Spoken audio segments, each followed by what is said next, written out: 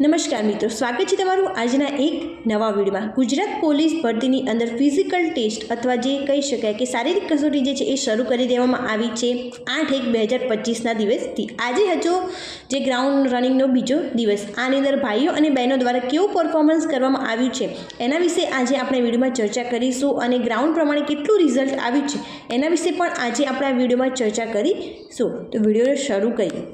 Gujarat police ભરતી ground report day 2 ભાઈઓ અને બહેનોએ કેવું પરફોર્મ કર્યું છે એના વિશે આપણે ડે બાય ડે જોઈશું અને એની સાથે સાથે જે છે એ અલગ અલગ ગ્રાઉન્ડ પ્રમાણે કેવા રિઝલ્ટ આવી રહ્યા છે એના વિશે પણ ચર્ચા કરીશું। પોલીસ ભરતી 2024-25 ગ્રાઉન્ડ અપડેટ, બીજા દિવસ તારીખ છે 9/1/2025 અને સૌથી પહેલું જે ગ્રાઉન્ડ છે એ છે જૂનાગઢ ગ્રાઉન્ડ, જેમાં ફર્સ્ટ રાઉન્ડમાં 200માંથી 130 પાસ થયા છે અને સેકન્ડ રાઉન્ડમાં 200માંથી 134 પાસ થયા છે। તો આ કાલના પ્રમાણમાં આનું રિઝલ્ટ જે છે એ સારું કહી શકાય અને આ જે છે એ એક્ઝેક્ટ માહિતી નથી, પરંતુ આ જે એમની ઇન્ફોર્મેશન મળી છે એ પ્રમાણે એમની ઇન્ફોર્મેશન અહીંયા આપેલી છે। ત્યારબાદ અહીંયા નીચે જોઈએ કે બીજું કયું ગ્રાઉન્ડ છે, તો ડે 2 હિંમતનગરનું જે ગ્રાઉન્ડ હતું પહેલાં કરતાં વધારે સારું છે। ગ્રાઉન્ડ પણ અત્યારે સારું થઈ ગયું છે એઝ કમ્પેર ટુ કાલે જે ગ્રાઉન્ડ હતું એની કમ્પેરિઝનમાં આજે ગ્રાઉન્ડ સારું જોવા મળી રહ્યું છે। સ્ટાફ બહુ સપોર્ટ કરે છે, સ્ટાફના લોકો પણ બહુ સપોર્ટ કરી રહ્યા છે। પહેલી ટુકડીમાં 200 સ્ટુડન્ટ દોડાવ્યા હતા, જેમાંથી 100 જેવા પાસ થયા છે, મીન્સ 50% જેવું રિઝલ્ટ કહી શકાય પહેલા રાઉન્ડનું। ગ્રાઉન્ડ એકદમ મસ્ત છે, ગ્રાઉન્ડની સ્થિતિ પણ બહુ જ સારી છે અને આ જે છે એ પ્રોસેસ 1 મંથ સુધી ચાલવાની છે, તો પ્રોપરલી એમને ગ્રાઉન્ડ રાખવું જ જોઈએ। રનિંગ ટાઈમ ગમે તે લખેલો હોય વહેલા તે પહેલાં દોડવાની નાખે છે। રનિંગ ટાઈમ તમારે કોઈ પણ લખેલો હોય, પરંતુ તમે જો વહેલા જશો તો તમારો રનિંગ ટેસ્ટ જે છે એ લઈ લેવાશે।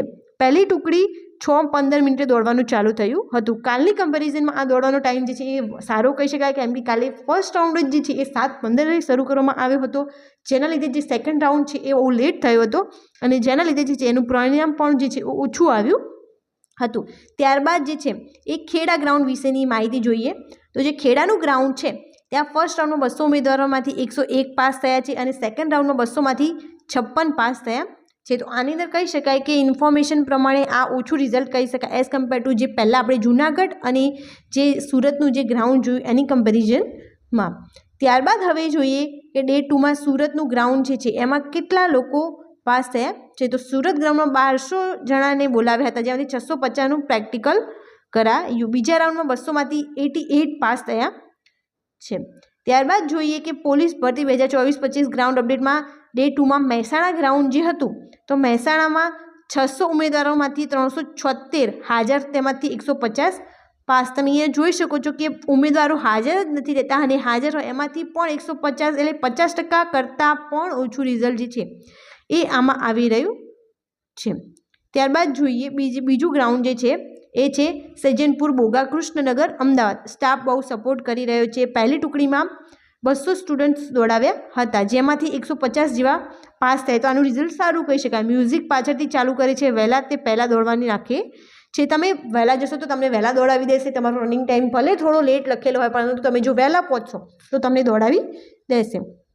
પહેલી ટુકડી 6 અને 8 મિનિટે દોડવાનું ચાલુ થઈ ગયું હતું, તો આ સારો ટાઈમ કહી શકાય કે સવારમાં દોડવાની સ્થિતિ પણ સારી રહે અને તમે એનર્જેટિક હોય તો તમે દોડી પણ શકો। જેમ જેમ દિવસ ઉગશે એમ તમારું રનિંગ જે છે સ્લો થઈ જશે, કેમ કે તમને ગરમી લાગશે, એવું બધું થશે।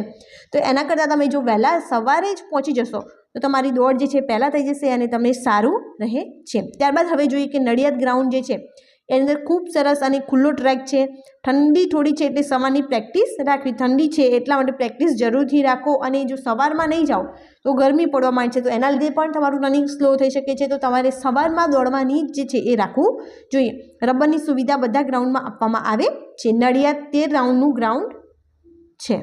ત્યારબાદ સવારે ટાઈમ ટુ ટાઈમ બધાનો વારો આવી જાય છે, અહીંયા પ્રોપર રીતે ત્યાં વારો આવી જાય છે। ત્યારબાદ જે નડિયાદનું ગ્રાઉન્ડ છે એમાં કેટલા વિદ્યાર્થીઓ પાસ થયા છે, તો ફર્સ્ટ રાઉન્ડમાં 200 ઉમેદવારોમાંથી 84 પાસ થયા છે, સેકન્ડ રાઉન્ડમાં 200માંથી 67 પાસ થયા છે।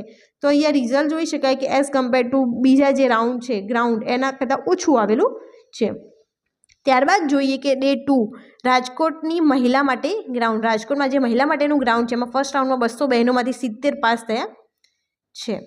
ત્યારબાદ આપણે જોઈએ કે બીજું કયું ગ્રાઉન્ડ છે, તો બીજું ગાંધીનગરમાં ગ્રાઉન્ડ આવેલું છે, જેમાં ફર્સ્ટ બેચમાં 200 જણાની બહેનોને દોડાવ્યા, એમાંથી 100 બહેનો પાસ થાય, આની અંદર 50% રિઝલ્ટ એક્ઝેક્ટ આવેલું છે આ જે ઇન્ફોર્મેશન મળી રહી છે એના પ્રમાણે આ જે છે એ ડિટેલ છે. ગોંડલ પોલીસ ભરતીનું જે ગ્રાઉન્ડ છે એમાં ફર્સ્ટ રાઉન્ડમાં 200 ઉમેદવારો દોડાવ્યા, તેમાંથી 90 થી 92 જેટલા ઉમેદવારો ગ્રાઉન્ડમાં પાસ થયા છે. ગ્રાઉન્ડનો સ્ટાફ ખૂબ જ સરસ છે. તો તમારી ગ્રાઉન્ડની પણ અહીંયા ઇન્ફોર્મેશન આપેલી છે.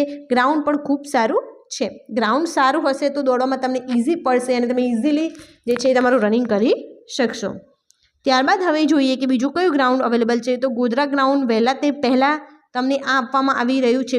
મતલબ તમે વહેલા જશો તો તમારું વહેલા રાઉન્ડ થઈ જશે. જેમ લેટ પહોંચશો એમ ગ્રાઉન્ડ પણ થોડી સ્થિતિ બગડશે અને તાપ પણ પડવા માંડશે, જેથી તમને દોડવામાં મુશ્કેલી આવી શકે છે. ગ્રાઉન્ડ પાસનો રેશિયો ઘટતો જાય છે. થર્ડ બેચમાં 40 to 45% જે છે એ પાસ થયા છે. ઠંડી અને પવન નડે છે.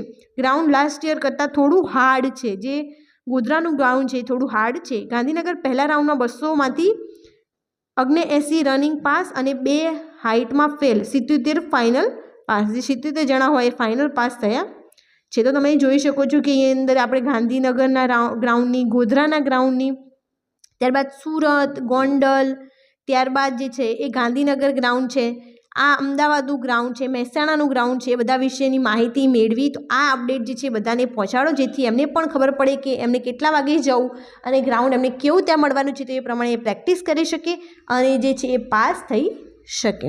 Thank you so much for watching.